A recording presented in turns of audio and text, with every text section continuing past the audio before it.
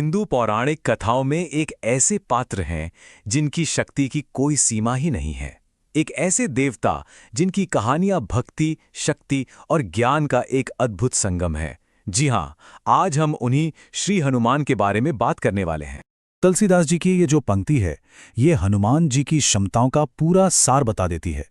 और ये सिर्फ एक प्रशंसा नहीं है, बल्कि एक बहुत गहरा सच है, एक ऐसा विश्वास जो उनके पूरे जीवन में बार बार सही साबित हुआ है। मतलब दुनिया में ऐसा कोई काम है ही नहीं जो उनके लिए असंभव हो।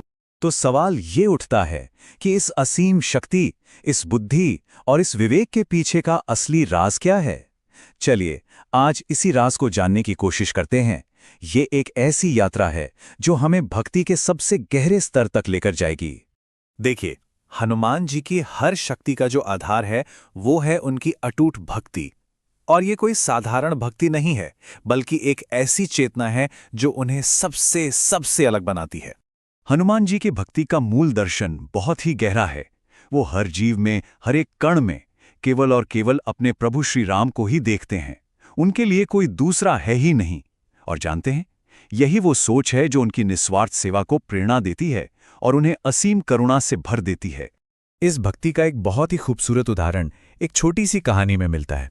याद है, जब लंका जाने के लिए वो विशाल सेतु बन रहा था, तब एक नन्ही सी गिलहरी भी अपने शरीर पर रेत लगाकर उसे सेतु पर झाड़ रही थी, अपना योगदान दे रही थी। और यहीं पर भक्ति का असली मतलब समझ में आता है। क्षमता नहीं, इरादा मायने रखता है। श्री राम ने उस गिलहरी के छोटे से प्रयास को भी उतना ही कीमती माना जितना कि बड़ी बड़ी चट्टानें लाने वाले वानरों का था। ये हमें सिखाता है कि भक्ति में कोई भी योगदान छोटा नहीं होता। तो चलिए, अब देखते हैं कि ये जो अंदर की भक्ति है वो बाहरी दुनिया में कैसे दिखती है। असल में उनकी भक्ति ही उनकी अजेय शक्ति और उनके युद्ध कौशल का सबसे बड़ा स्रोत है। हनुमान जी सिर्फ शारीरिक बल का प्रतीक नहीं है, बिल्कुल नहीं। वो एक बहुत ही कुशल रणनीतिकार भी हैं। जहां जरूरत होती थी वो अपनी गदा से दुश्मनों का संहार करते थे, लेकिन कई मौकों पर उन्होंने अपनी बुद्धि और विवेक से ऐसी चालें चली कि बिना लड़े ही जीत मिल गई। बल और बुद्धि का ऐसा संतुलन मिलना बहुत मुश्किल है। अच्छा, उनकी शारीरिक शक्ति का अंदाजा लगाना है तो एक घटना से लगाते हैं। बचपन में उन्होंने सूरज को एक मीठा फल समझ लिया था और उसे पकड़ने के लिए 300 योजन की छलांग लगा दी थी। एक योजन कई मीलों के बराबर होता है, तो सोचिए, ये दूरी तो कल्पना से भी परे है और उनकी दिव्य क्षमताओं का सीधा सीधा प्रमाण है। अब हनुमान जी के उस पक्ष पर आते हैं जिसके बारे में शायद कम बात होती है। उनका ज्ञान, उनकी विद्वत्ता और सबसे बढ़कर उनकी विनम्रता। उनके कई नाम उनके चरित्र के अलग अलग पहलुओं को दिखाते हैं। हनुमान का मतलब है टूटी हुई ठुड्डी वाला, जो इंद्र के वज्र के प्रहार का निशान है। पवनपुत्र, ये नाम उन्हें अपने पिता वायुदेव से मिली गति और शक्ति की याद दिलाता है। और संकट मोचन तो वो हैं ही जो हर संकट से उबार लेते हैं। उनकी निस्वार्थ सेवा से खुश होकर माता सीता ने उन्हें अष्ट सिद्धि और नवनिधि का वरदान दिया।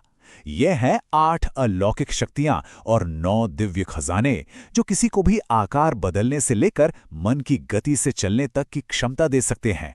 इन्हीं शक्तियों ने उन्हें ब्रह्मांड में लगभग कुछ भी करने के काबिल बनाया। लेकिन सबसे कमाल की बात यह है कि इतनी सारी शक्तियों और वेदों शास्त्रों का ज्ञान होने के बाद भी उन्होंने कभी अहंकार नहीं किया। वो हमेशा एक विनम्र सेवक बनकर श्री राम के चरणों में ही बैठे रहे। ज्ञान का सच्चा मतलब शायद यही है, विनम्रता। तो चलिए, अब इस प्राचीन कहानी को आज के समय से जोड़ते हैं और ये समझने की कोशिश करते हैं कि हनुमान जी आज भी इतने प्रासंगिक क्यों हैं। आखिर क्या वजह है कि सदियां बीत जाने के बाद भी आज भी करोड़ों लोगों के लिए वो आस्था और प्रेरणा के इतने बड़े केंद्र हैं? इसका जवाब उनके बहुआयामी स्वरूप में छिपा है। दास के रूप में वो निस्वार्थ सेवा और भक्ति का सबसे बड़ा आदर्श हैं, और वीर के रूप में वो शक्ति और सुरक्षा का आश्वासन देते हैं। इसीलिए तो वो गांव से लेकर किलों तक के रक्षक माने जाते हैं और उन्हें कलयुग का सबसे जागृत और प्रभावी देवता भी कहा जाता है। और अंत में ये एक पंक्ति उनके पूरे अस्तित्व का सार बता देती है। हनुमान वहां है जहां राम है। भक्त और भगवान का ये जो अटूट संबंध है, यही उनकी सबसे बड़ी शक्ति है और हम सभी के लिए एक कभी न खत्म होने वाली प्रेरणा भी। भक्त के बिना भगवान अधूरे हैं और भगवान के बिना भक्त का कोई अस्तित्व नहीं।